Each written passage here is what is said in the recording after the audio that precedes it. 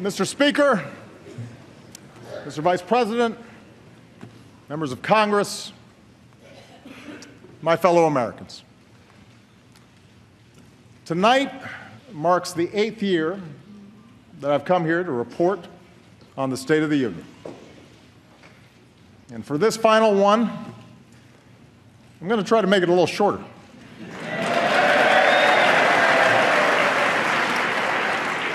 I know some of you are anxious to get back to Iowa.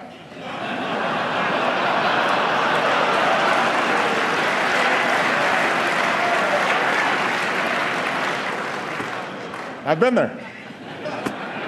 I'll be shaking hands afterwards if you want some tips.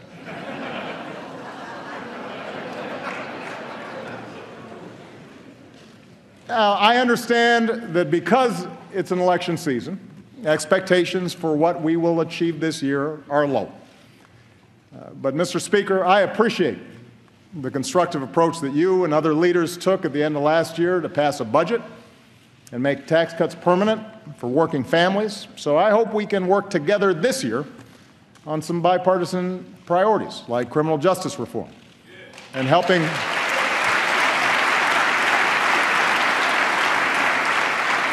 people who are battling prescription drug abuse and heroin abuse.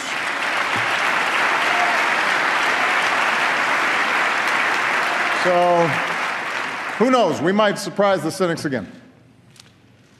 But tonight, I want to go easy on the traditional list of proposals for the year ahead. Don't worry, I've got plenty. From helping students learn to write computer code to personalizing medical treatments for patients. And I will keep pushing for progress on the work that I believe still needs to be done. Fixing a broken immigration system. Protecting our kids from gun violence. Equal pay for equal work. Paid leave. Raising the minimum wage. All these things still matter to hardworking families. They're still the right thing to do. And I won't let up until they get done. But for my final address to this chamber, I don't want to just talk about next year. I want to focus on the next 5 years, the next 10 years, and beyond. I want to focus on our future. We live in a time of extraordinary change. Change that's reshaping the way we live, the way we work, our planet, our place in the world. It's change that promises amazing medical breakthroughs, but also economic disruptions that strain working families. It promises education for girls in the most remote villages, but also connects terrorists plotting an ocean away. It's change that can broaden opportunity or widen inequality. And whether we like it or not, the pace of this change will only accelerate. America's been through big changes before. Wars and depression, the influx of new immigrants, workers fighting for a fair deal, movements to expand civil rights. Each time, there have been those who told us to fear the future, who claimed we could slam the brakes on change, who promised to restore past glory if we just got some group or idea that was threatening America under control. And each time we overcame those fears.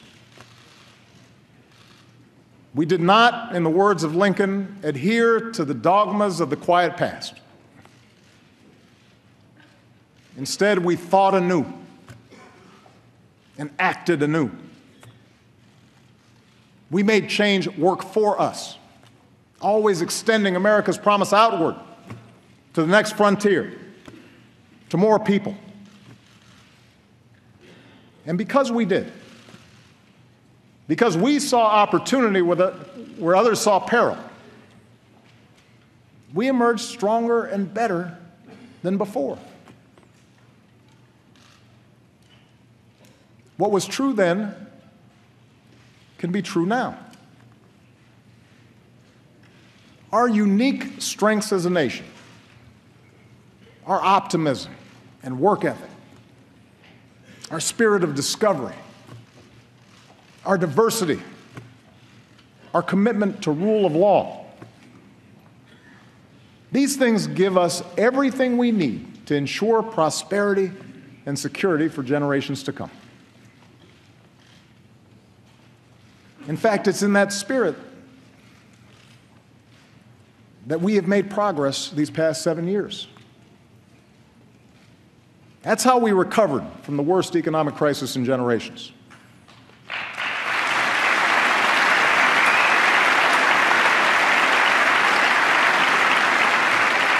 That's how we reformed our healthcare system and reinvented our energy sector.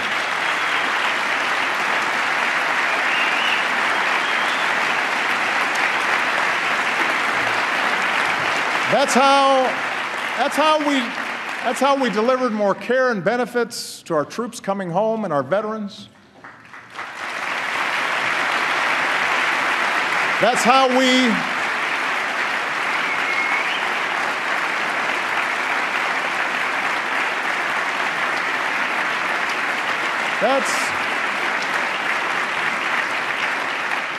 That's how we secured the freedom in every state to marry the person we love.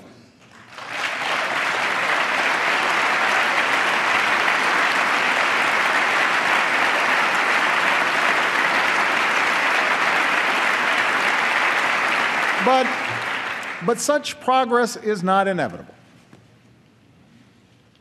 It's the result of choices we make together. And we face such choices right now. Will we respond to the changes of our time with fear, turning inward as a nation, turning against each other as a people? Or will we face the future with confidence in who we are, in what we stand for, and the incredible things that we can do together? So let's talk about the future. And 4 big questions that I believe we as a country have to answer, regardless of who the next president is or who controls the next Congress. First, how do we give everyone a fair shot at opportunity and security in this new economy?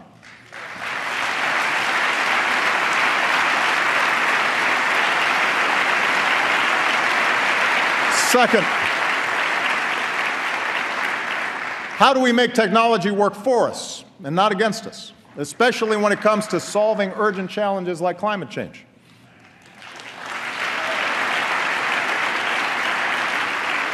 Third, how do we keep America safe and lead the world without becoming its policeman?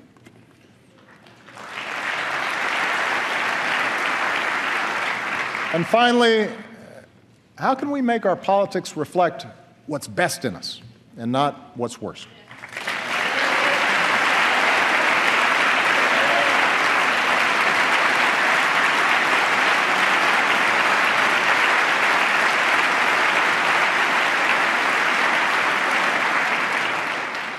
Let me start with the economy and a basic fact. The United States of America, right now, has the strongest, most durable economy in the world.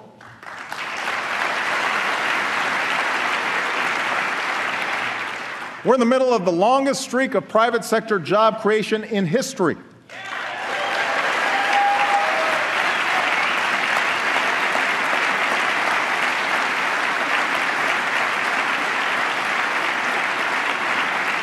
More than 14 million new jobs, the strongest 2 years of job growth since the 1990s, an unemployment rate cut in half. Our auto industry just had its best year ever.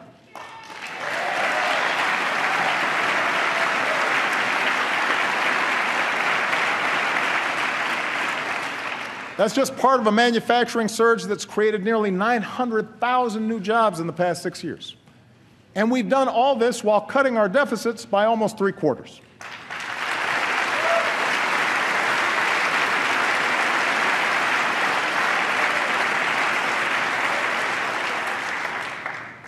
Anyone claiming that America's economy is in decline is peddling fiction. Now, what is true, and the reason that a lot of Americans feel anxious, is that the economy has been changing in profound ways. Changes that started long before the Great Recession hit, changes that have not let up. Today, technology doesn't just replace jobs on the assembly line, but any job where work can be automated. Companies in a global economy can locate anywhere, and they face tougher competition. As a result, workers have less leverage for a raise. Companies have less loyalty to their communities. And more wealth and income is concentrated at the very top. All these trends have squeezed workers, even when they have jobs, even when the economy is growing. It's made it harder for a hard-working family to pull itself out of poverty, harder for young people to start their careers, tougher for workers to retire when they want to. And although none of these trends are unique to America, they do offend our uniquely American belief that everybody who works hard should get a fair shot. For the past 7 years, our goal has been a growing economy that also works better for everybody. We've made progress, but we need to make more. And despite all the political arguments that we've had these past few years, there are actually some areas where Americans broadly agree. We agree that real opportunity requires every American to get the education and training they need to land a good-paying job. The bipartisan reform of No Child Left Behind was an important start. And together we've increased early childhood education, lifted high school graduation rates to new highs, boosted graduates in fields like engineering. In the coming years, we should build on that progress by providing pre-K for all and offering every student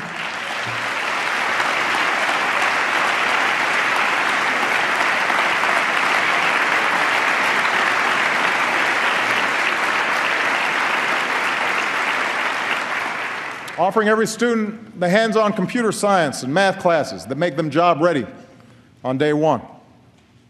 We should recruit and support more great teachers for our kids.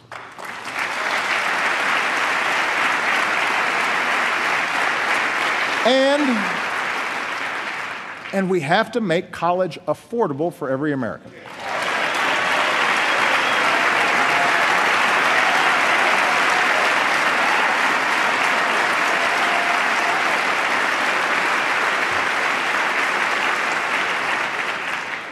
No hardworking student should be stuck in the red. We've already reduced student loan payments to 10% of a borrower's income. And that's good. But now we've actually got to cut the cost of college.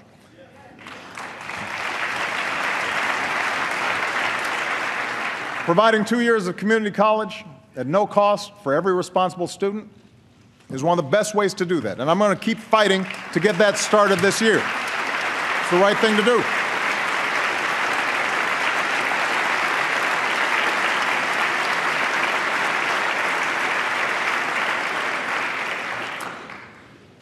But a great education isn't all we need in this new economy. We also need benefits and protections that provide a basic measure of security.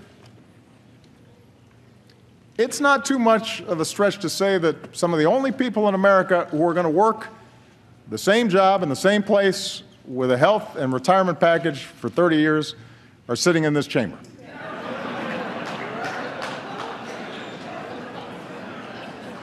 For everyone else, especially folks in their 40s and 50s, saving for retirement or bouncing back from job loss has gotten a lot tougher. Americans understand that at some point in their careers, in this new economy, they may have to retool, they may have to retrain, but they shouldn't lose what they've already worked so hard to build in the process. That's why Social Security and Medicare are more important than ever. We shouldn't weaken them, we should strengthen them.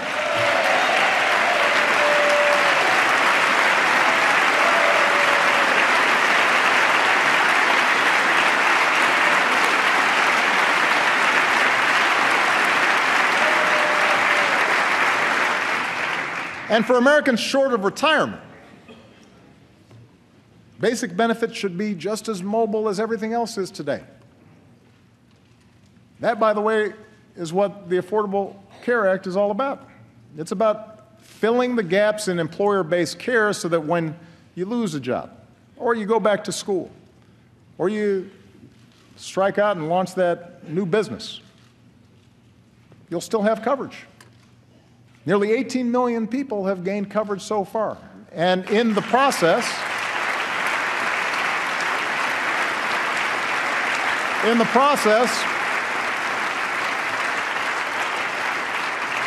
healthcare inflation has slowed, and our businesses have created jobs every single month since it became law. Now, I'm guessing we won't agree on healthcare anytime soon. But, oh, applause back there. Just a guess. But there should be other ways parties can work together to improve economic security. Say a hardworking American loses his job. We shouldn't just make sure that he can get unemployment insurance. We should make sure that program encourages him to retrain for a business that's ready to hire him. If that new job doesn't pay as much, there should be a system of wage insurance in place so that he can still pay his bills. And even if he's going from job to job, he should still be able to save for retirement and take his savings with him. That's the way we make the new economy work better for everybody. I also know Speaker Ryan has talked about his interest in tackling poverty. America is about giving everybody willing to work a chance, a hand up. And I'd welcome a serious discussion about strategies we can all support, like expanding tax cuts for low-income workers who don't have children.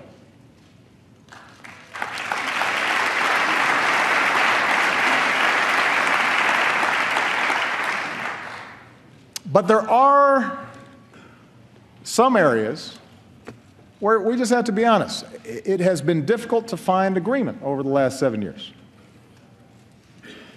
And a lot of them fall under the category of what role the government should play in making sure the system's not rigged in favor of the wealthiest and biggest corporations. And it's an honest disagreement. And the American people have a choice to make. I believe a thriving private sector is the lifeblood of our economy. I think there are outdated regulations that need to be changed. There is red tape that needs to be cut. There you go. Yeah.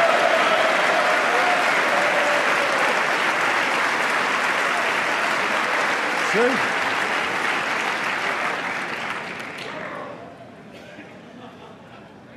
But after years now of record corporate profits, working families won't get more opportunity or bigger paychecks just by letting big banks or big oil or hedge funds make their own rules at everybody else's expense.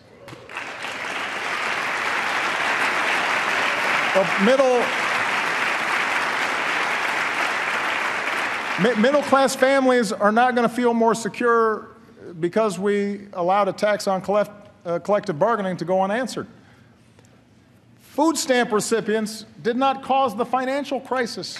Recklessness on Wall Street did.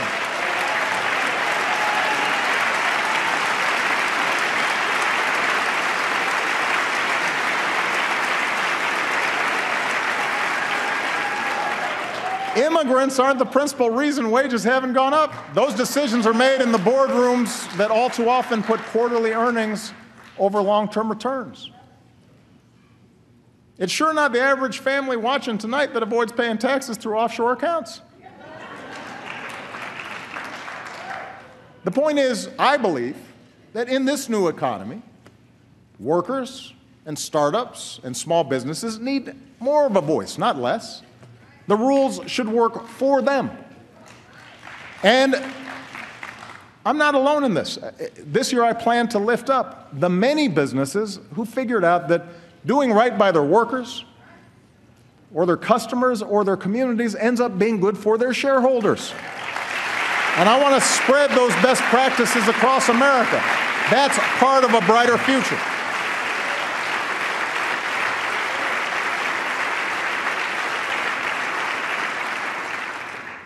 In fact, it turns out many of our best corporate citizens are also our most creative.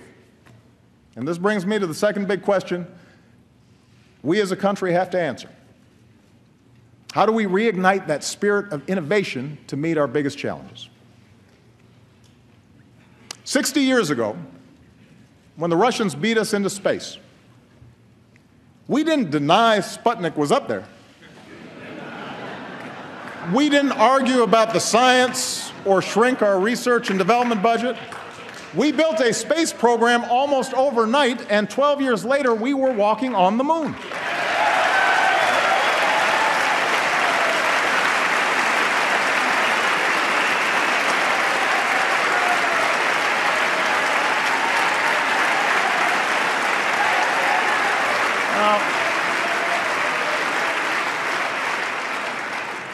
That spirit of discovery is in our DNA. America is Thomas Edison and the Wright brothers and George Washington Carver. America's Grace Hopper and Katherine Johnson and Sally Ride. America is every immigrant and entrepreneur from Boston to Austin to Silicon Valley racing to shape a better future. That's who we are. And over the past 7 years, we've nurtured that spirit. We've protected an open internet and taken bold new steps to get more students and low-income Americans online. We've launched next-generation manufacturing hubs and online tools that give an entrepreneur everything he or she needs to start a business in a single day. But we can do so much more. You know, last year, Vice President Biden said that with a new moonshot, America can cure cancer. Last month, he worked with this Congress to give scientists at the National Institutes of Health the strongest resources that they've had in over a decade. Well,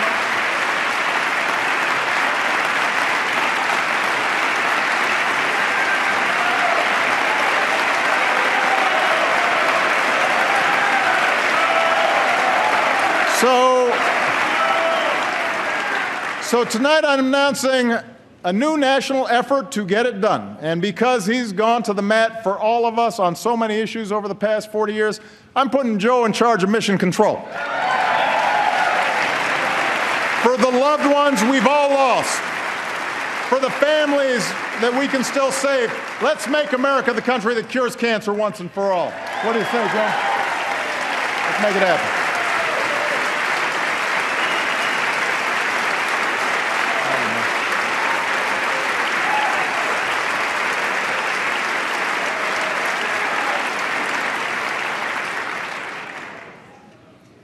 Now, medical research is critical. We need the same level of commitment when it comes to developing clean energy sources.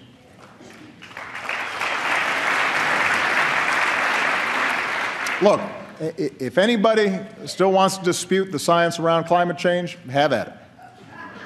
You will be pretty lonely because you'll be debating our military, most of America's business leaders, the majority of the American people, almost the entire scientific community, and 200 nations around the world who agree it's a problem and intend to solve it.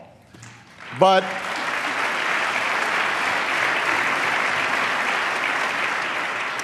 even if the planet wasn't at stake, even if 2014 wasn't the warmest year on record, until 2015 turned out to be even hotter, why would we want to pass up the chance for American businesses to produce and sell the energy of the future.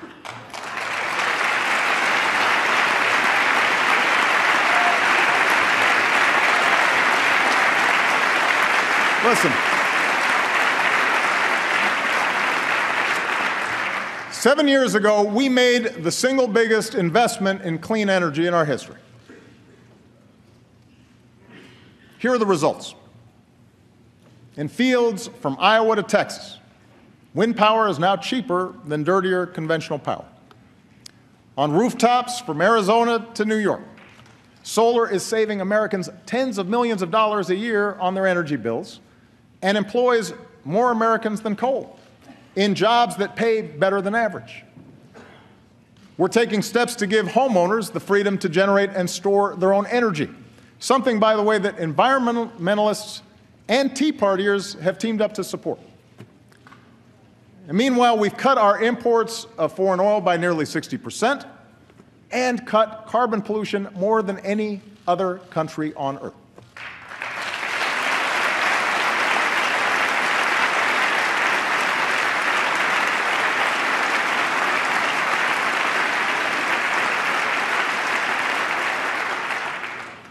Gas under $2 a gallon ain't bad either.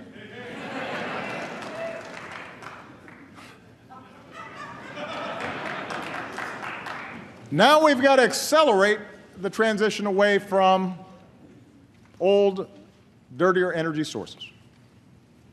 Rather than subsidize the past, we should invest in the future, especially in communities that rely on fossil fuels. We do them no favor when we don't show them where the trends are going.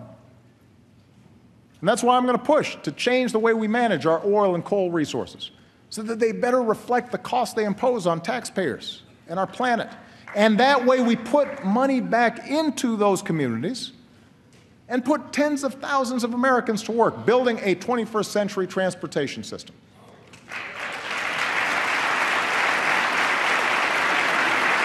Now,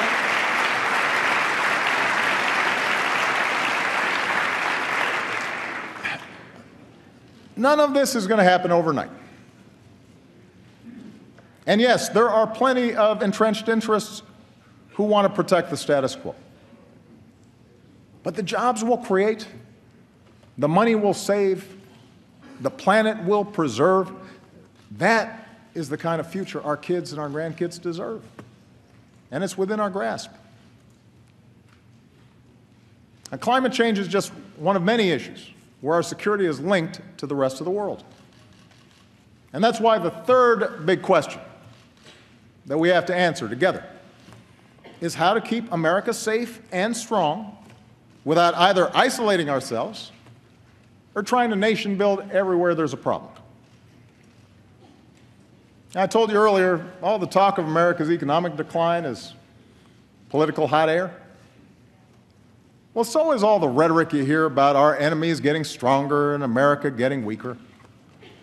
Let me tell you something.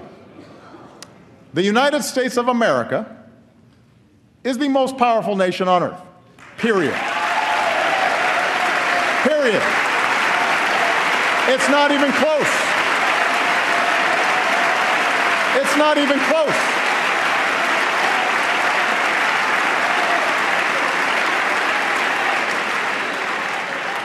It's not even close.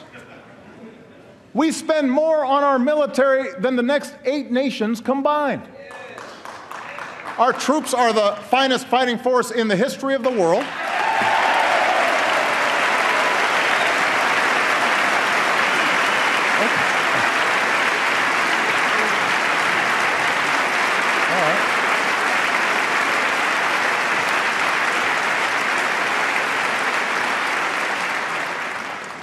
No nation attacks us directly or our allies because they know that's the path to ruin.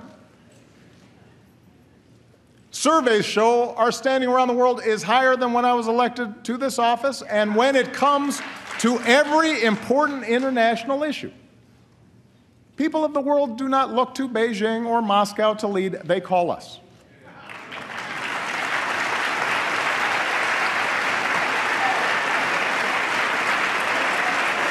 So,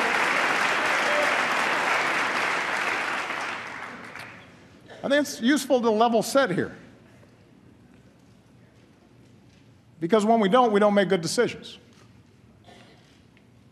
Now, as someone who begins every day with an intelligence briefing, I know this is a dangerous time. But that's not primarily because of some looming superpower out there, and it's certainly not because of diminished American strength. In today's world, we're threatened less by evil empires and more by failing states. The Middle East is going through a transformation that will play out for a generation, rooted in conflicts that date back millennia. Economic headwinds are blowing in from a Chinese economy that is in significant transition. Even as their economy severely contracts, Russia is pouring resources in to prop up Ukraine and Syria, client states that they saw slipping away from their orbit. And the international system we built after World War II is now struggling to keep pace with this new reality. It's up to us, the United States of America, to help remake that system. And to do that well, it means that we've got to set priorities. Priority number one is protecting the American people and going after terrorist networks.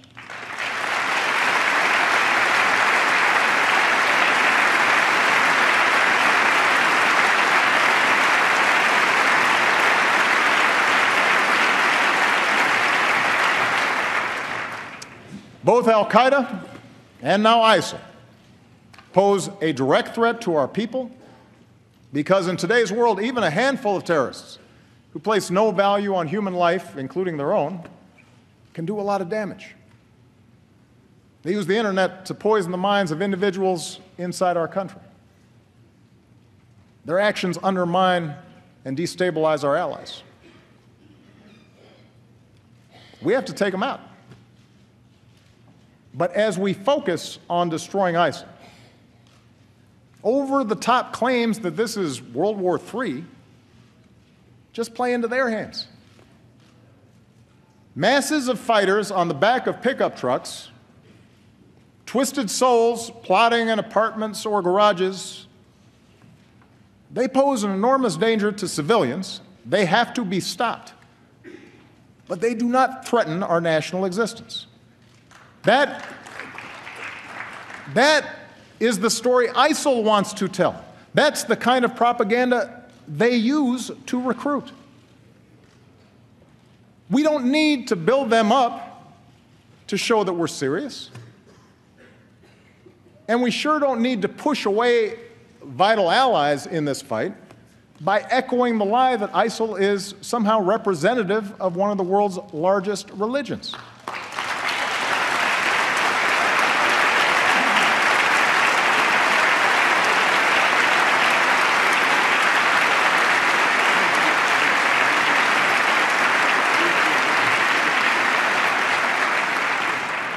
We just need to call them what they are, killers and fanatics who have to be rooted out, hunted down, and destroyed.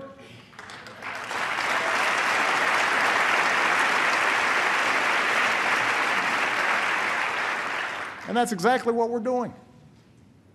For more than a year, America has led a coalition of more than 60 countries to cut off ISIL's financing, disrupt their plots, stop the flow of terrorist fighters, and stamp out their vicious ideology. With nearly 10,000 airstrikes, we're taking out their leadership, their oil, their training camps, their weapons. We're training, arming, and supporting forces who are steadily reclaiming territory in Iraq and Syria. If this Congress is serious about winning this war and wants to send a message to our troops and the world, authorize the use of military force against ISIL. Take a vote.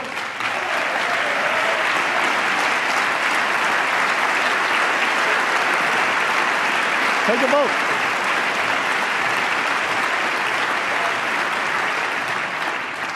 But the American people should know that with or without congressional action, ISIL will learn the same lessons as terrorists before them. If you doubt America's commitment, or mine, to see that justice is done, just ask Osama bin Laden.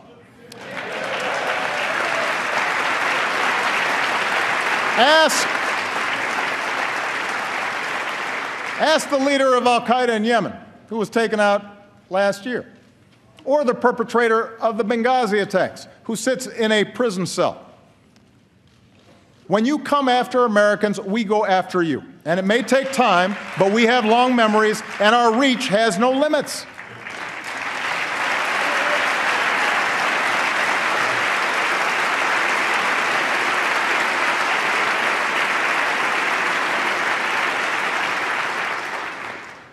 Our foreign policy has to be focused on the threat from ISIL and al-Qaeda. But it can't stop there. For even without ISIL, even without al-Qaeda, instability will continue for decades in many parts of the world. In the Middle East, in Afghanistan and parts of Pakistan, in parts of Central America and Africa and Asia. Some of these places may become safe havens for new terrorist networks. Others will just fall victim to ethnic conflict or famine, feeding the next wave of refugees. The world will look to us to help solve these problems. And our answer needs to be more than tough talk or calls to carpet bomb civilians. That may work as a TV soundbite, but it doesn't pass muster on the world stage. We also can't try to take over and rebuild every country that falls into crisis, even if it's done with the best of intentions. That's not leadership. That's a recipe for quagmire, spilling American blood and treasure that ultimately will weaken us. It's the lesson of Vietnam. It's the lesson of Iraq, and we should have learned it by now.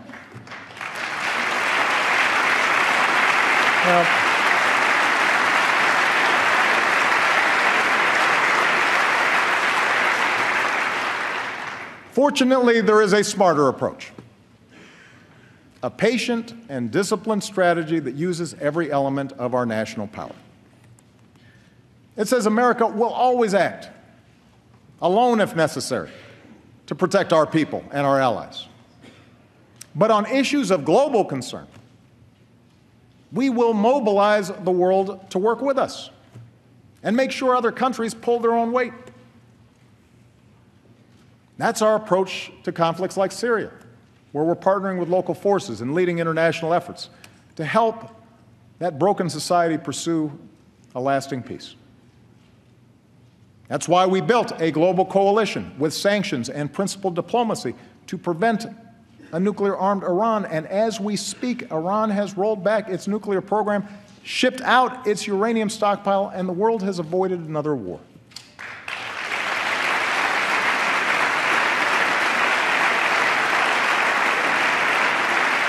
That's how we stopped the spread of Ebola in West Africa.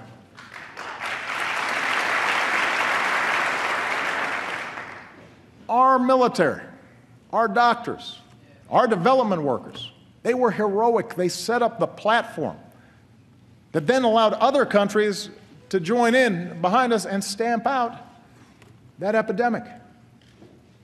Hundreds of thousands, maybe a couple million lives were saved.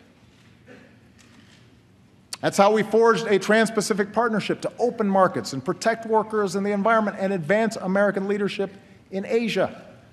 It cuts 18,000 taxes on products made in America, which will then support more good jobs here in America. With TPP, China does not set the rules in that region, we do. You want to show our strength in this new century? Approve this agreement. Give us the tools to enforce it. It's the right thing to do.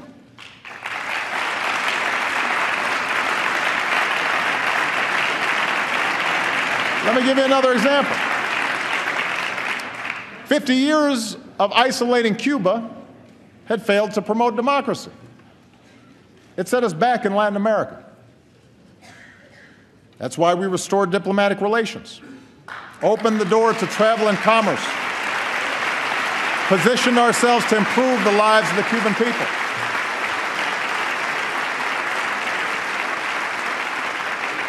So if you want to consolidate our leadership and credibility in the hemisphere, recognize that the Cold War is over. Lift the embargo.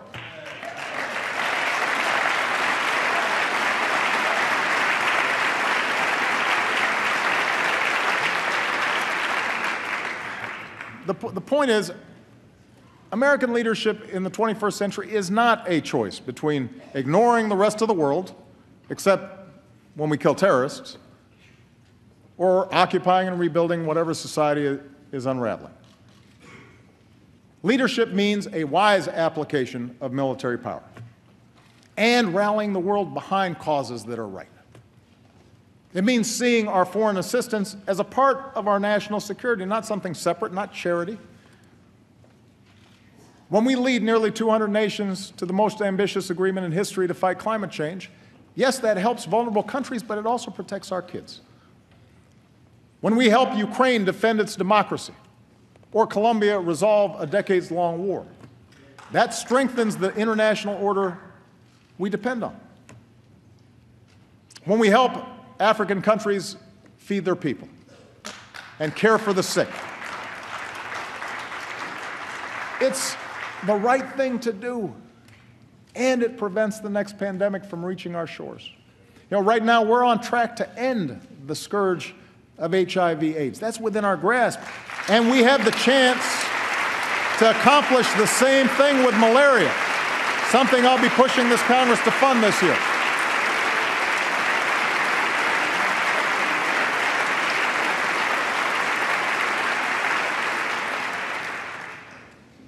That's American strength. That's American leadership. And that kind of leadership depends on the power of our example.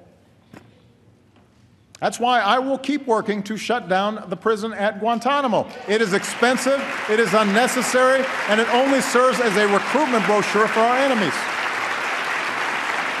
There's a better way. And that's why we need to reject any politics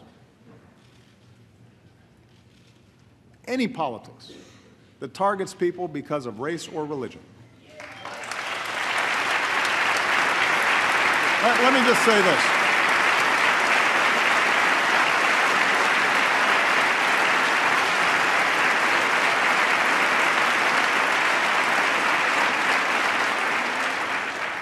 This is not a matter of political correctness. This is a matter of understanding just what it is that makes us strong. The world respects us not just for our arsenal. It respects us for our diversity and our openness and the way we respect every faith. His Holiness Pope Francis told this body, from the very spot that I'm standing on tonight, that to imitate the hatred and violence of tyrants and murderers is the best way to take their place. When politicians insult Muslims, whether abroad or our fellow citizens, when a mosque is vandalized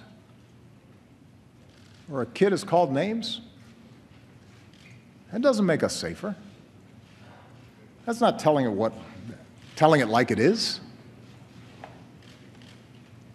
It's just wrong. It diminishes us in the eyes of the world.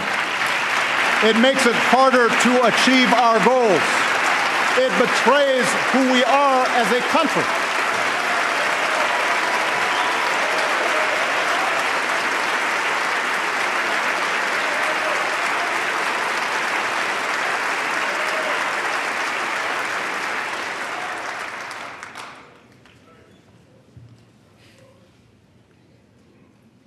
We the people Our Constitution begins with those three simple words. Words we've come to recognize mean all the people, not just some. Words that insist we rise and fall together. That's how we might perfect our union. And that brings me to the fourth and maybe most important thing that I want to say tonight. The future we want, all of us want.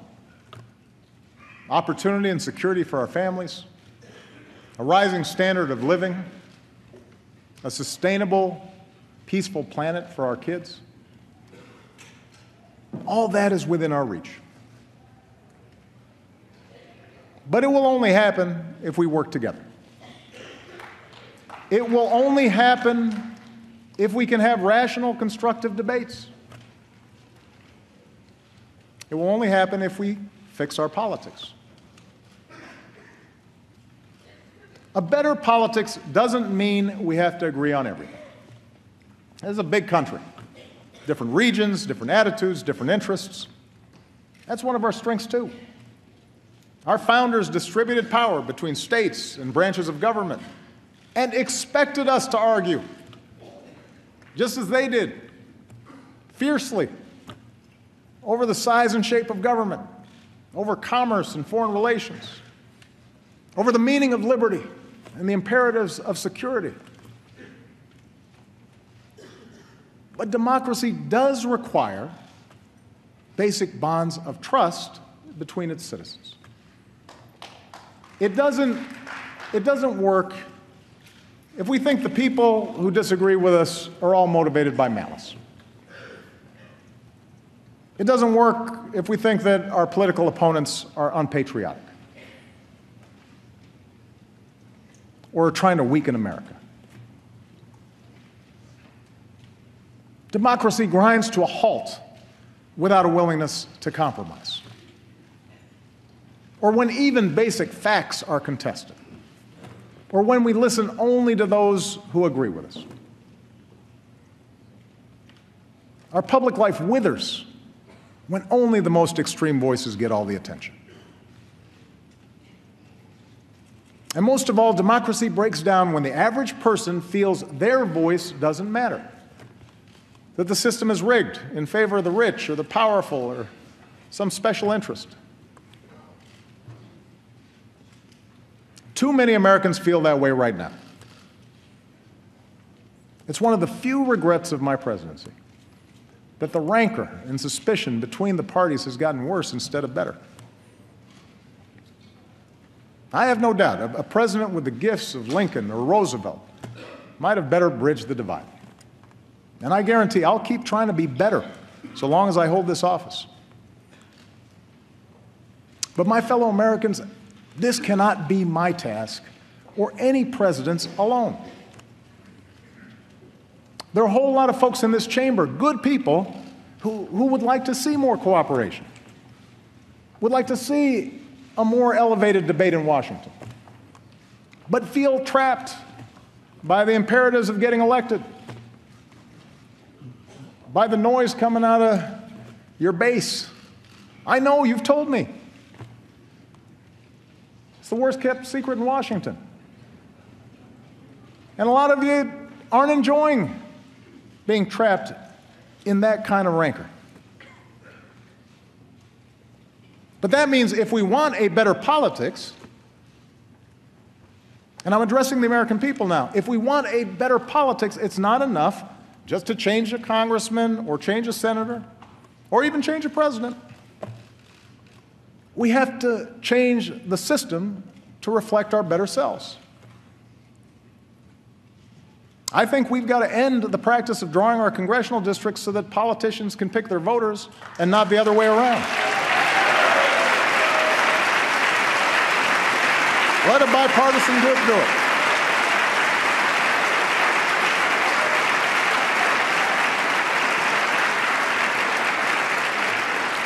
I believe we've got to reduce the influence of money in our politics so that a handful of families or hidden interests can't bankroll our elections.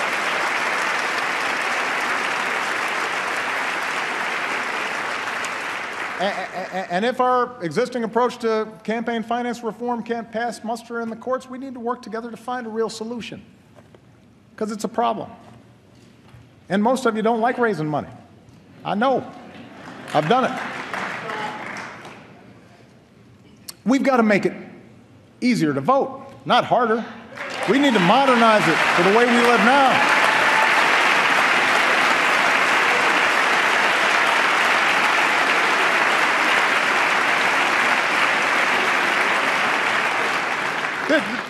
This is America. We want to make it easier for people to participate. And over the course of this year, I intend to travel the country to push for reforms that do just that. But I can't do these things on my own. Changes in our political process, in not just who gets elected, but how they get elected, that will only happen when the American people demand it. It depends on you. That's what's meant by a government of, by and for the people.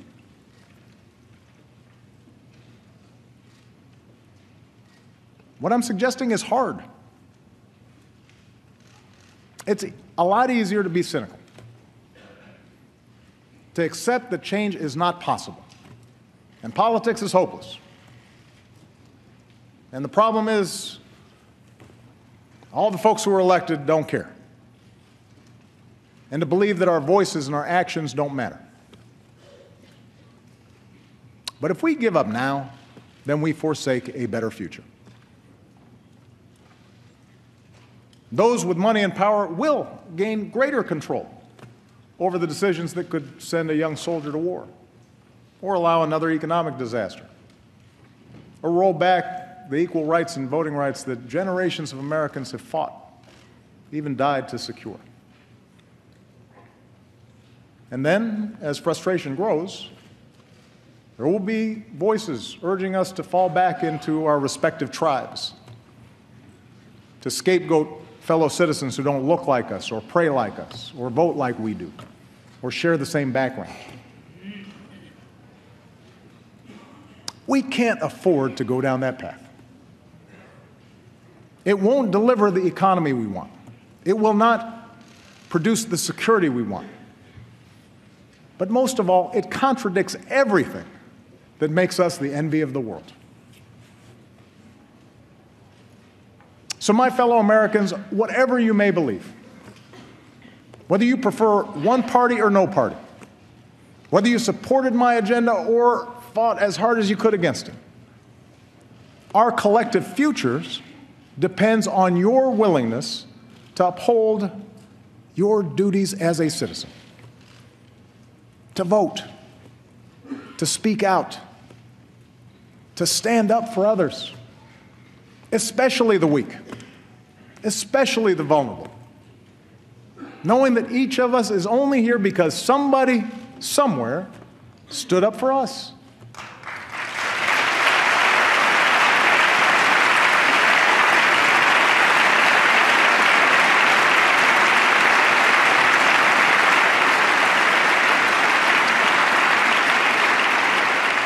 We need every American to stay active in our public life, and not just during election time, so that our public life reflects the goodness and the decency that I see in the American people every single day.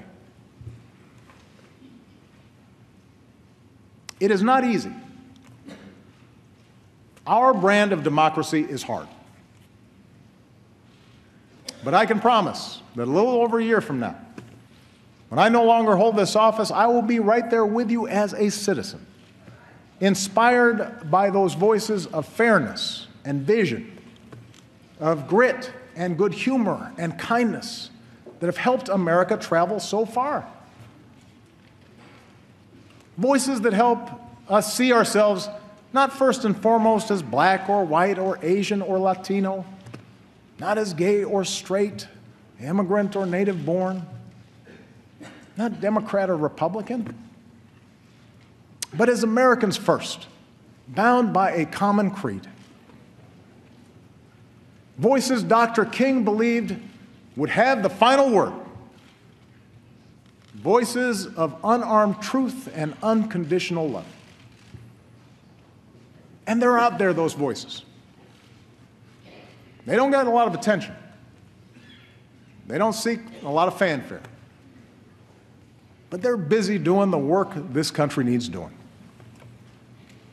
I see them everywhere I travel in this incredible country of ours. I see you, the American people. And in your daily acts of citizenship, I see our future unfolding. I see it in the worker on the assembly line who clocked extra shifts to keep his company open, and the boss who pays him higher wages instead of laying him off.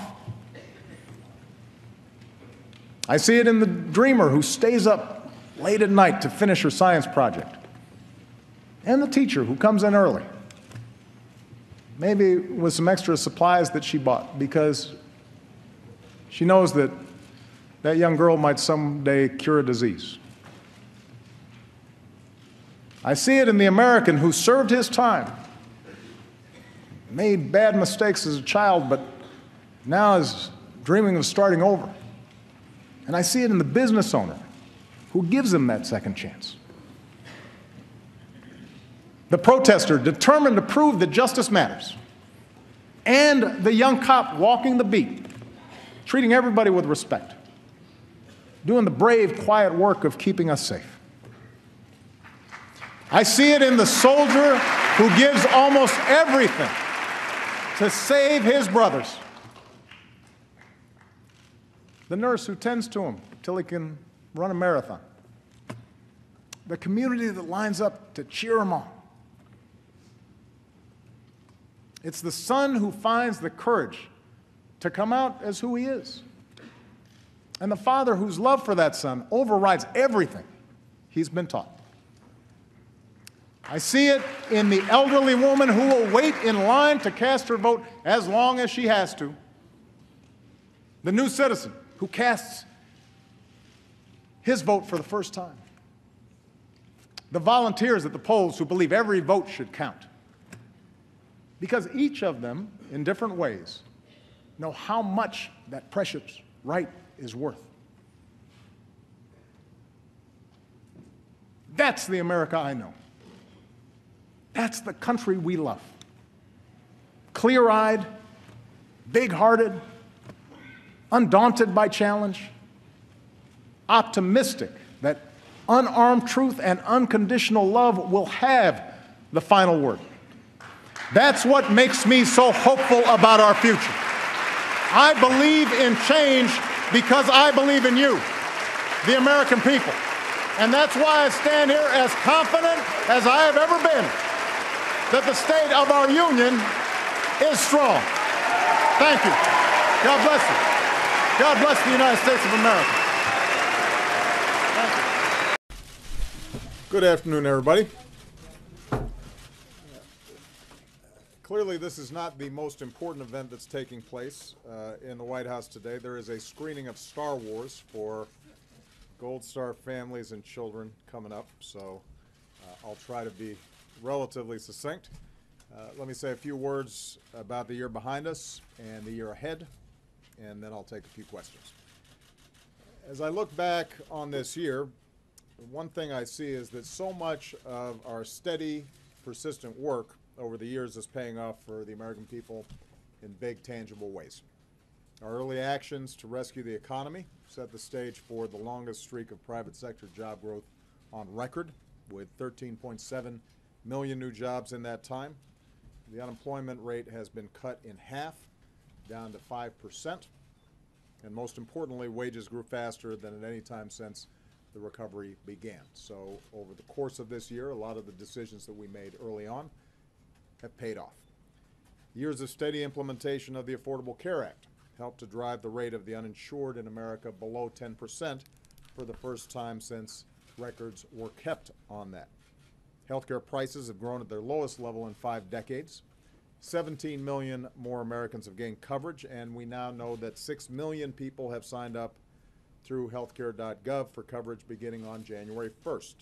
600,000 on Tuesday alone. New customers are up 1/3 over last year, and the more who sign up, the stronger the system becomes. And that's good news for every American who no longer has to worry about being just one illness or accident away from financial hardship. On climate, our early investment in clean energy ignited a clean energy industry boom. Our actions to help reduce our carbon emissions brought China to the table, and last week in Paris, nearly 200 nations forged a historic agreement that was only possible because of American leadership. Around the world, from reaching the deal to prevent Iran from developing a nuclear weapon, to reestablishing diplomatic relations with Cuba, to concluding a landmark trade agreement that will make sure that American workers and American businesses are operating on a level playing field, and that we, rather than China or other countries, are setting the rules for global trade. We have shown what is possible when America leads. And after decades of dedicated advocacy, marriage equality became a reality in all 50 states. So I just want to point out, I said at the beginning of this year that interesting stuff happens in the fourth quarter, and we are only halfway through. I do want to thank Congress for ending the year on a high note. I got to sign an education bill that is going to fix some of the challenges that we had with No Child Left Behind, and promises to invest more in high-quality early childhood education. We signed a transportation bill that, although not as robust as I think we need, still allows states and local governments to plan and actually get moving, putting people back to work, rebuilding our roads and our bridges. We got Ex-Im Bank back to work, supporting American exports. And today they passed a bipartisan budget deal. I'm not wild about everything in it. I'm sure that's true for everybody, but it is a budget that, as I insisted, invests in our military and our middle class without ideological provisions that would have weakened Wall Street reform or rules on big polluters. It's part of an agreement that will permanently extend tax credits to 24 million working families. It includes some long-sought wins like strengthening America's leadership at the IMF. And because it eliminates the possibility of a shutdown for the first time, or for the first 9 months of next year, Congress and I have a long runway to get some important things done on behalf of the American people. Now, there's still a lot of work to do. For example, there's still a lot more that Congress can do to promote job growth and increase wages in this country.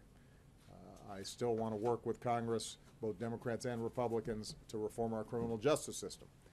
And earlier today I commuted the sentences of 95 men and women who had served their debt to society, another step forward in upholding our fundamental ideals of justice and fairness. And of course, our most important job is to keep Americans safe. I've had a lot to say about that this week, but let me reiterate. The United States continues to lead a global coalition in our mission to destroy ISIL. ISIL's already lost about 40% of the populated areas it once controlled in Iraq, and it's losing territory in Syria. As we keep up the pressure, our air campaign will continue to hit ISIL harder than ever, taking out their leaders, their commanders, and their forces. We're stepping up our support for partners on the ground as they push ISIL back. Our men and women in uniform are carrying out their mission with trademark professionalism and courage. And this holiday season, all of us are united in our gratitude for their service, and we are thankful to their families as well, because they serve alongside those who are actually deployed. Now, squeezing ISIL's heart, its core in Syria and Iraq, will make it harder for them to pump their terror and propaganda to the rest of the world. At the same time, as we know from San Bernardino, where I'll visit with families later today, we have to remain vigilant here at home. Our counterterrorism, intelligence, homeland security, and law enforcement communities are working 24/7 to protect our homeland, and all of us can do our part by staying vigilant, by saying something if we see something that is suspicious, by refusing to be terrorized, and by staying united as one American family. In short, for all the very real progress America's made over the past 7 years, we still have some unfinished business. And I plan on doing everything I can with every minute of every day that I have left as president to deliver on behalf of the American people. Since taking this office, I've never been more optimistic about a year ahead than I am right now. And in 2016, I'm going to leave it out all on the field. So, with that, let me take some questions. I'll start with Roberta Rampton of Reuters. Mr. President, you're going to California today, and as you said earlier this week, you told the nation that there's no specific or credible threat of a similar attack. But how is it really possible to know? I mean, aren't similar plots going to be just as hard to detect beforehand? And some lawmakers are saying that your government should review the social media of all people applying for visas to come to this country. What do you think of that idea? Should that be mandatory?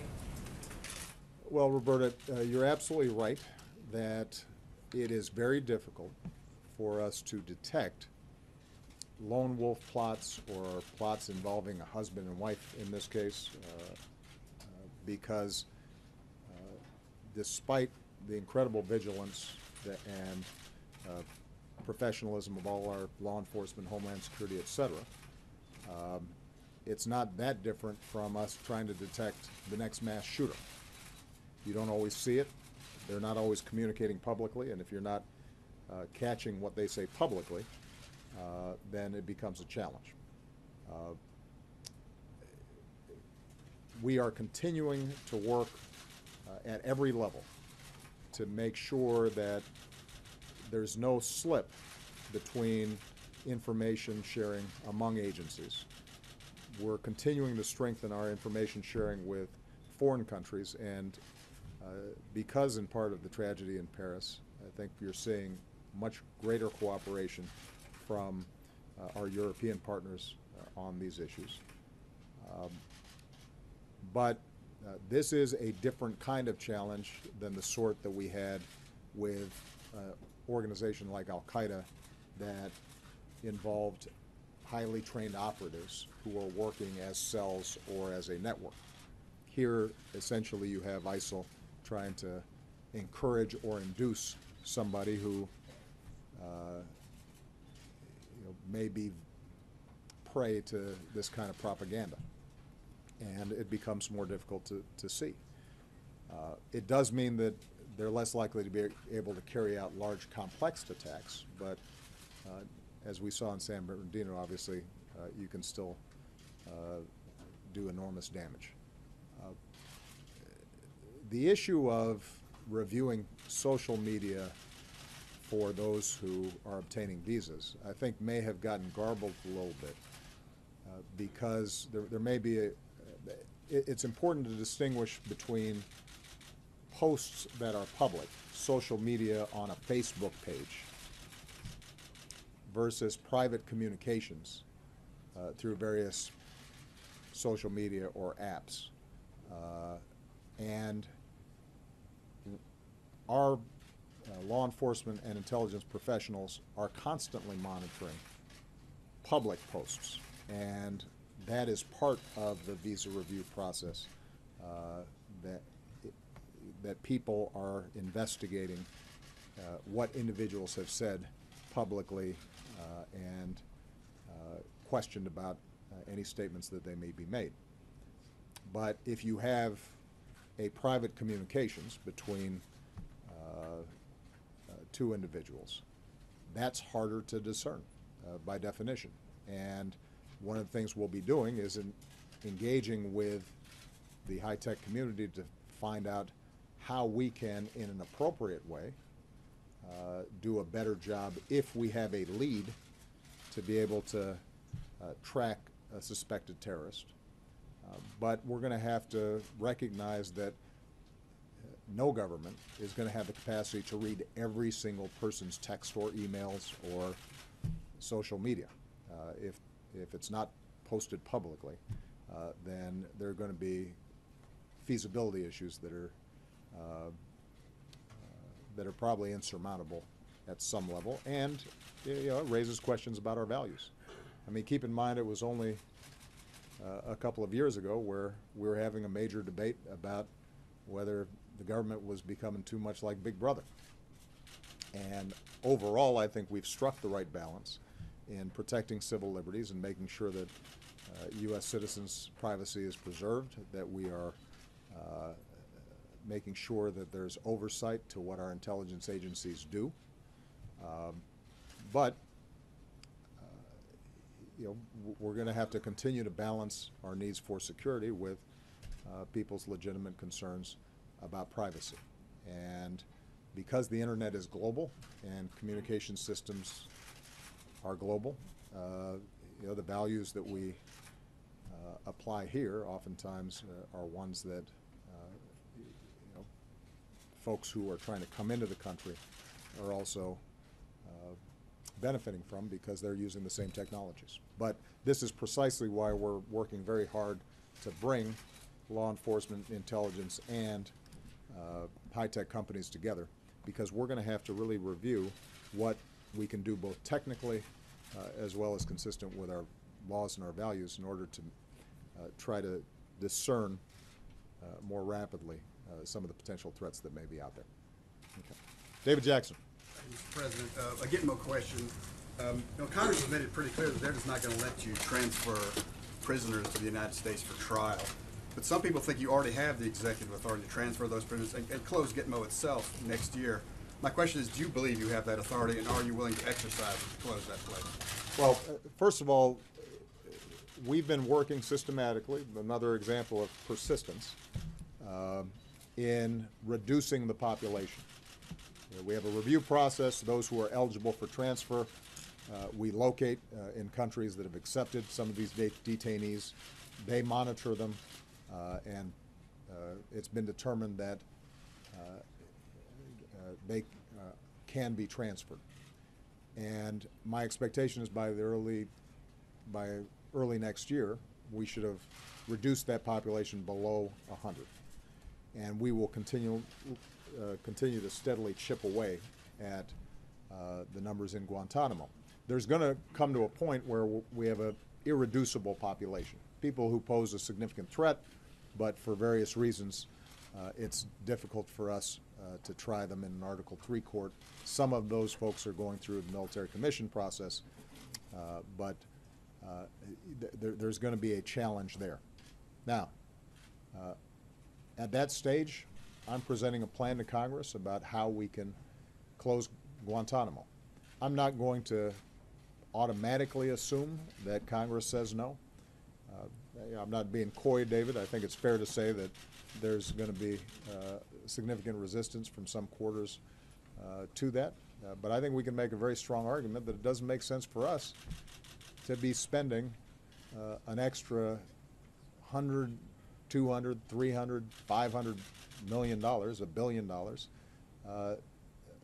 to have a secure setting for 50, 60, 70 people. And we will wait until Congress has definitively said no to a well-thought-out plan with numbers attached to it before we say anything definitive about my executive authority here. I think it's far preferable if I can get stuff done with Congress. Back on your own? David, as I said before, you know, and I think you've seen me on a whole bunch of issues like immigration. I'm not going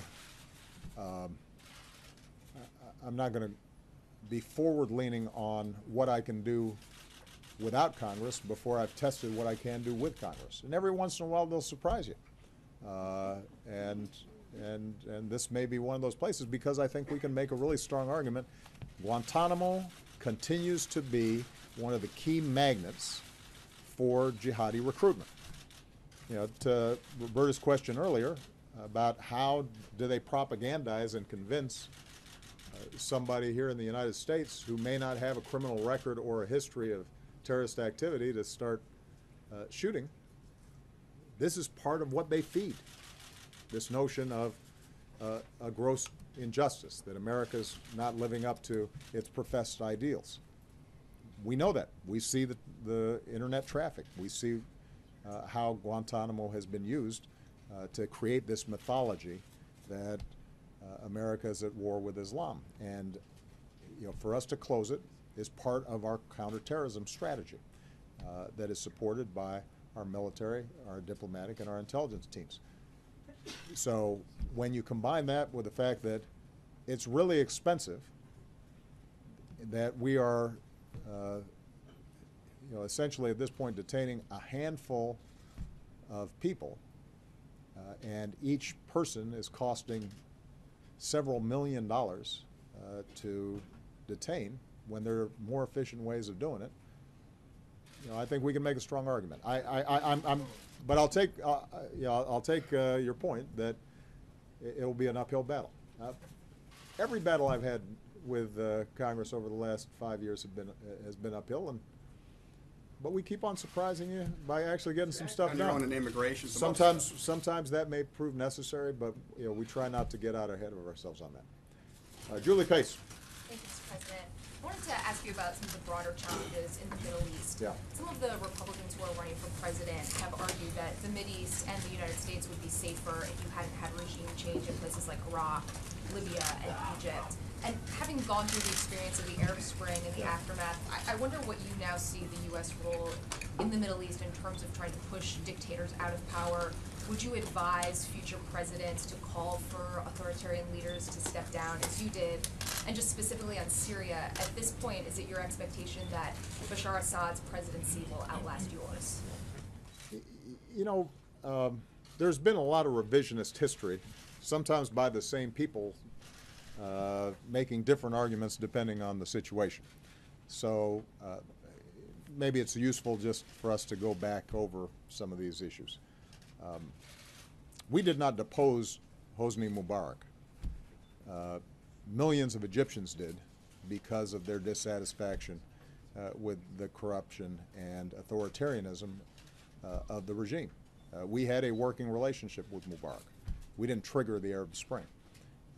And the notion that somehow the U.S. was in a position to pull the strings on a country that is the largest in the Arab world, I think is mistaken.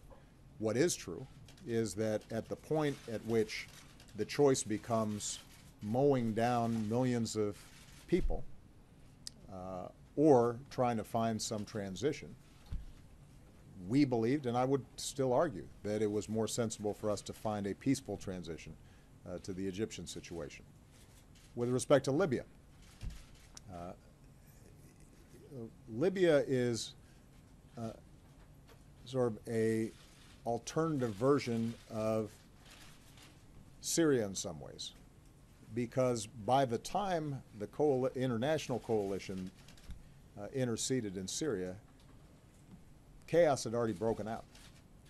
You already had the makings of a civil war. You had a dictator who was threatening and was in a position to carry out the wholesale slaughter of large numbers of people. And we worked under UN mandate with a coalition of folks in order to try to avert a big humanitarian catastrophe that would not have been good for us. Those who now argue, in retrospect, we should have left Gaddafi in there, seem to forget that he had already lost legitimacy and control of his country, and we could have, instead of what we have in Libya now, we could have had another Syria in Libya now.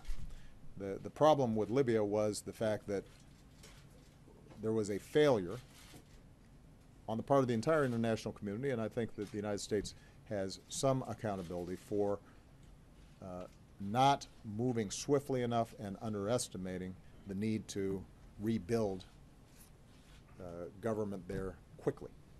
And as a consequence, you now have a very bad situation.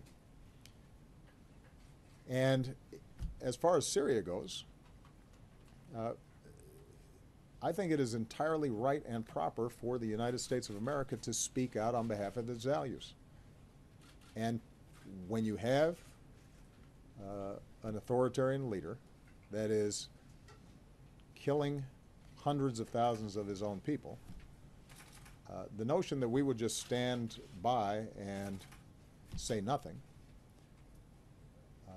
is contrary to who we are, and that does not serve our interests, because at that point, us being in collusion with that kind of governance would make us even more of a target for terrorist activity. Even if that government can help try to stop extremists from building up in their countries. The reason that Assad has been a problem in Syria is because that is a majority Sunni country. He chose instead to slaughter people, and once that happened, the idea that a minority population there could somehow crush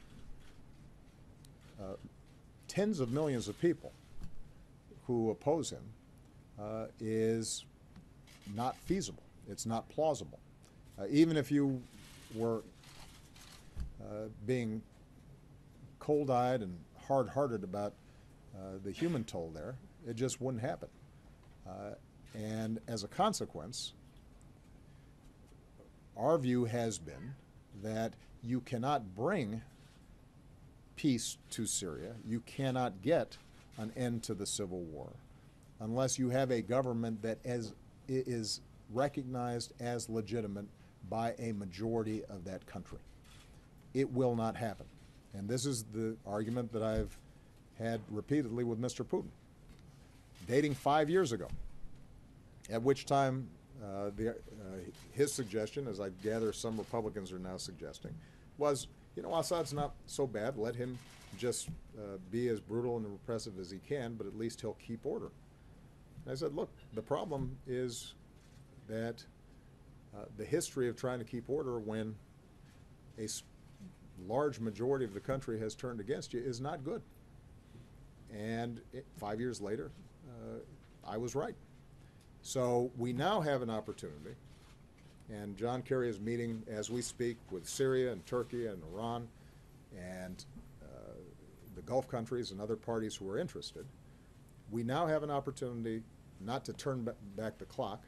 It's going to be very difficult to completely overcome the devastation that's happened in Syria already, but to find a political transition that maintains the Syrian state, that recognizes there are a bunch of stakeholders inside of Syria, and hopefully to initiate a ceasefire that won't be perfect, but allows all the parties to turn on what should be our number one focus, and that is destroying Daesh and its allies in the region. And that is going to be a difficult process. It's going to be a painstaking process, but there is no shortcut to that. And that's not based on some idealism on my part. That's a hard-headed calculation about what's going to be required to get the job done. Do you think that Assad, though, potentially could remain in power a year from now? I think that Assad is going to have to leave in order for the country to stop the bloodletting and for all the parties involved to be able to move forward in a non-sectarian way. He has lost legitimacy in the eyes of a large majority of the country. Now, is there a way of us constructing a bridge, creating a political transition that allows those who are allied with Assad right now, allows the Russians, allows the Iranians to ensure that their equities are respected, that minorities like the Alawites are not crushed, or retribution is not the order of the day. I think that's going to be very important as well, and that's what makes this so difficult. You know, sadly, had Assad made a decision earlier that he was not more important personally than his entire country, that kind of political transition would have been much easier. It's a lot harder now. But John Kerry's been doing some excellent work in moving that process forward, and I do think that you've seen from the Russians a recognition that after a couple of months, they're not really moving the needle that much, despite a sizable deployment inside of Syria. And of course, that's what I suggested would happen, because there's only so much bombing you can do when an entire country is outraged and believes that its ruler doesn't represent them. Cheryl Bowen. Thank you, Mr. President. I'd like to ask you about the surprising Congress. Specifically, what are your top legislative priorities for next year? And how has the new Speaker, Paul Ryan, changed the dynamic with you and Capitol Hill? And can you be more ambitious next year, doing things like maybe completing the transatlantic trade partnership or even getting tax reform? Well, first of all, it's important to give some credit where credit is due. John Boehner did a favor to all of us, including now Speaker Ryan, by working with us to agree on a top-line budget framework. That was the basis for subsequent negotiations. He was able to do that because he was going out the door, and was then given, I think, a little more room to maneuver than he previously had. Having said that, I also want to give Speaker Ryan credit. I called both him and Mitch McConnell, as well as Nancy Pelosi and Harry Reid, for the orderly way in which they actually negotiated a budget, the way Congress is historically and typically supposed to work. I mean, we've gotten kind of used to last-minute crises and shutdown threats and so forth, and this is a messy process that doesn't satisfy everybody completely, but it's more typical of American democracy. And I think that Speaker Ryan deserves a role in that. I will say that in his interactions with me, he has been professional. He has reached out to tell me what he can do and what he cannot do. I think it's a good working relationship. We recognize that we disagree on a whole bunch of other stuff and have fundamentally different visions for where we want to move the country. But perhaps because even before he was elected, he had worked on Capitol Hill, I think he is respectful of the process and respectful of how legislation works. So kudos to him, as well as all the leaders and appropriators who are involved in this process. Now, just want to repeat, because sometimes we take for granted what's happened. I said early on in this process that I wasn't going to sign a budget that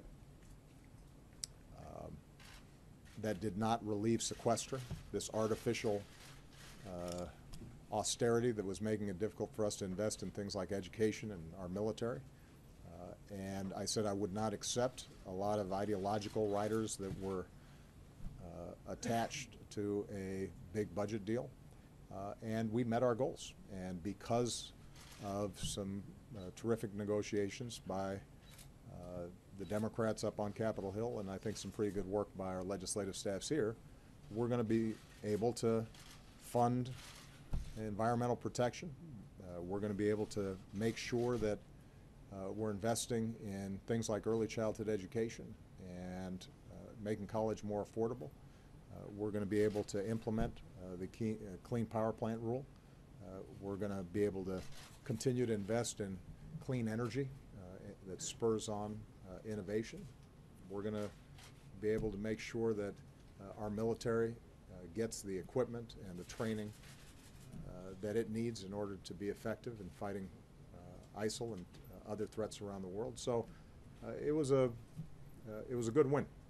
And there's some things in there that I don't like, but that's the nature of legislation and compromise. And I think the system worked. That gives me some optimism that next year, on a narrow set of issues, we can get some more work done. Now, as David said, it's an election year, and obviously a lot of the legislative process is going to be skewed by people looking over their shoulders, worrying about primary, trying to position themselves.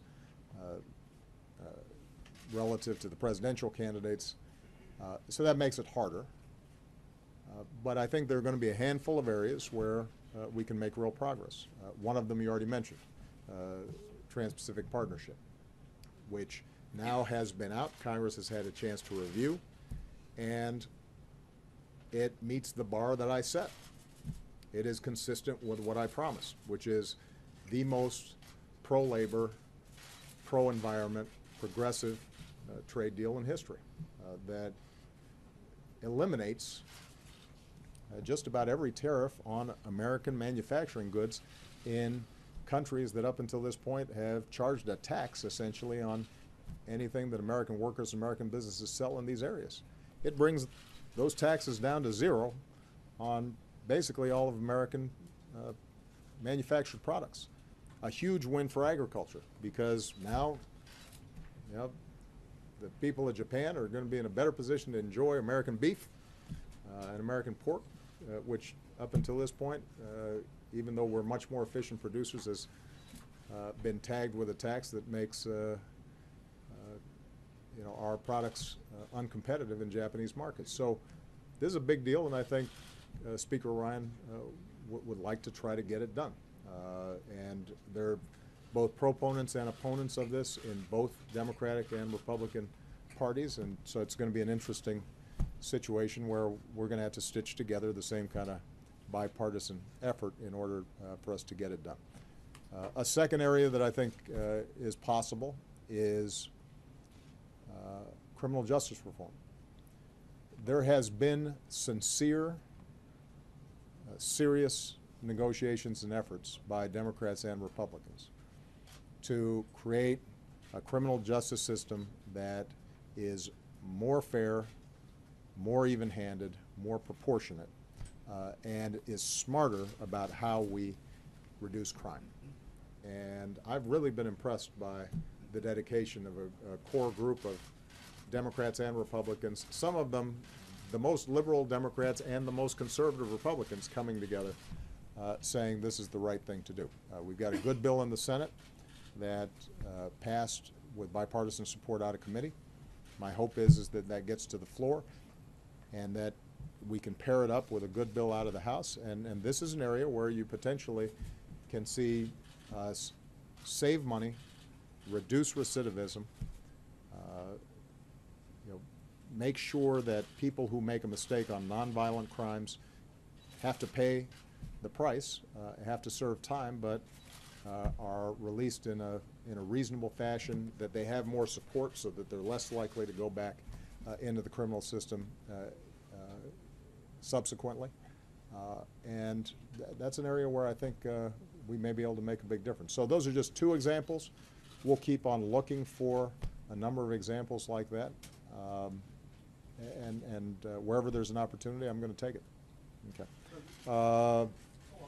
Philip Crowder. Philip Crowder. Thank you, Mr. President. You mentioned climate change already, and at the time of the signing of the deal in Paris, you said it was potentially a turning point for the world. But this was a deal that is not a legally binding document, and you bypassed Congress pretty much completely. Are you worried at this point that a Republican president who might take over from you in the White House could stop the deal in its tracks entirely? And considering that possibility, are you more interested in campaigning for a Democratic nominee, considering that danger? I think it's fair. I was going to be campaigning for a Democratic nominee, even without that danger. And I am very confident that we're going to have a terrific Democratic nominee. And whose phone is that, guys? Come on now. Somebody, you recognize your ring. Don't be embarrassed. Just turn it off. Huh? There you go. Okay. Can I still hear it? All right, I think it's off now. I think we will have a strong Democratic nominee. I think that Democratic nominee will win. I think I will have a Democratic successor. And I will campaign very hard to make that happen for a whole variety of reasons, because they're far more likely to share my fundamental vision about where America should go. But having said that, what I think people should also feel good about is that the agreement struck in Paris although not legally binding when it comes to the targets that have been set, does create this architecture in which all around the world countries are saying, this is where we're going. We're going to be chasing after this clean energy future. This is how we're going to meet our goals. We're going to double down on solar power. We're going to double down on wind power. We're going to invest more heavily in biofuels. We're going to figure out battery technologies. And what you saw in this budget, which I think was really significant, was an extension of the solar tax credits and wind tax credits that we had helped to really boost early on in my administration, and that have resulted in wind power increasing threefold, solar power increasing by 20-fold. Those tax credits are now going to be extended for 5 to 7 years. And as a consequence, that combination of market signals means that the private sector is going to start investing much more heavily. They know this is coming. And it's not just coming here, it's coming around the world. So you now have a global marketplace for clean energy that is stable and accelerating over the course of the next decade. That then creates a different dynamic that is independent of what Congress does, but also helps to shape what Congress does. Because the more people that are now getting jobs in solar installation and production, the more that you have companies who are seeing how American innovation can sell products in clean energy all across the Asia Pacific and in Europe and in Africa. Suddenly there's a big monetary incentive to getting this right. And that's been the history of environmental progress in this country, and now we've exported it around the world. Every time we've made a decision, you know what, we're going to have clean air. The predictions were everything would fall apart. And lo and behold, turns out that American innovation makes getting clean air a lot less expensive than people expected, and it happens a lot faster than expected. When we made a decision that we were going to double fuel efficiency standards on cars, everybody said, oh, this is going to ruin the American auto industry. The American auto industry has been booming over the last couple of years. Acid rain, when George H.W. Bush instituted a system to charge for the emissions that were causing acid rain, everybody said, well, you can't do that. That's going to ruin business. And it turned out it was smoother, faster, quicker, better. And acid rain, folks who were born, I don't know, some of you reporters are getting younger, or I'm getting older, may not remember it, but that was a big deal. Now, most folks don't even remember it anymore because it got solved. And there's no reason why the same won't happen here. Now, do I think that there's going to be a lot of noise and campaigning next year about how we're going to stop Paris in its tracks? There will probably be a lot of noise like that. Do I actually think that 2 years from now, 3 years from now, even Republican members of Congress are going to look at it and say that's a smart thing to do? I don't think they will. Keep in mind that right now, the American Republican Party is the only major party that I can think of in the advanced world that effectively denies climate change. I mean, it's an outlier. Many of the key signatories to this deal, the architects of this deal, come from center-right governments. Even the far-right parties in many of these countries, they may not like immigrants, for example, but they admit, yeah, the science tells us we got to do something about climate change. So my sense is that this is something that may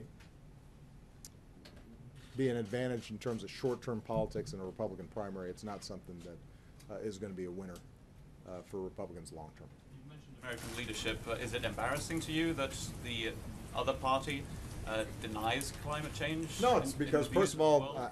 first of all, I'm not a member of that party.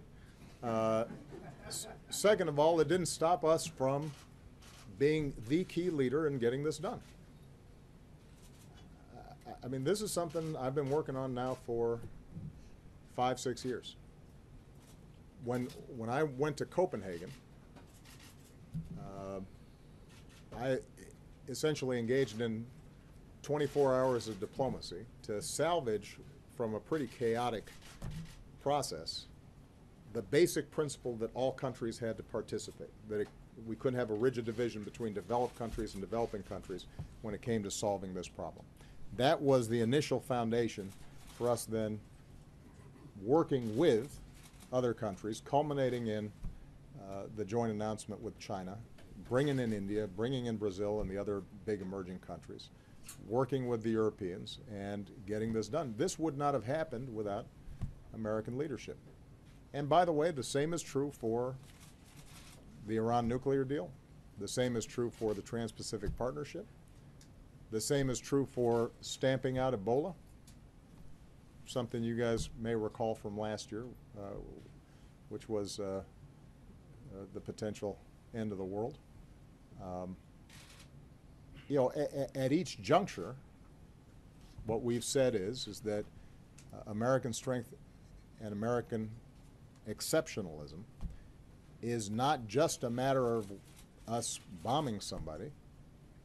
More often, it's a matter of us convening, setting the agenda, pointing other nations in a direction that's good for everybody and good for U.S. interests, engaging in painstaking diplomacy, leading by example. And you know, sometimes the results don't come overnight. They don't come the following day, but they come. And this year, what you really saw was that steady, persistent leadership on many initiatives that I began when I first came into office. All right, I've got April Ryan. Mr. President, I want to ask you something on criminal justice. Going back to something you said, and also something from Julie Pace. Your administration contends the United States has 5% of the world population, but 25% of the global jail population. What legislation are you supporting that significantly cuts mass incarceration in this country? And then going back to the Assad issue, does Assad have to go to defeat ISIS? Well, we're going to defeat ISIS. And we're going to do so by systematically squeezing them, cutting off their supply lines, cutting off their financing, taking out their leadership, taking out their forces, taking out their infrastructure. We're going to do so in partnership with forces on the ground that sometimes are spotty, sometimes need capacity building, need our assistance, need our training, but we're seeing steadily progress in many of these areas. And so they're going to be on the run. Now, they are going to continue to be dangerous. So let me just be very clear, because whenever I say that we have made progress in squeezing the territory that they control or made real inroads against them, what people will say is, well, if something happens around the world, then obviously that must not be true. But in any battle, in any fight, even as you make progress, there's still dangers involved. And ISIL's capacity both to infiltrate Western countries with people who've traveled to Syria or traveled to Iraq, and the savviness of their social media, their ability to recruit disaffected individuals who may be French or British or even U.S. citizens, will continue to make them dangerous for quite some time. But we will systematically go after them. Now, in order for us to stamp them out thoroughly,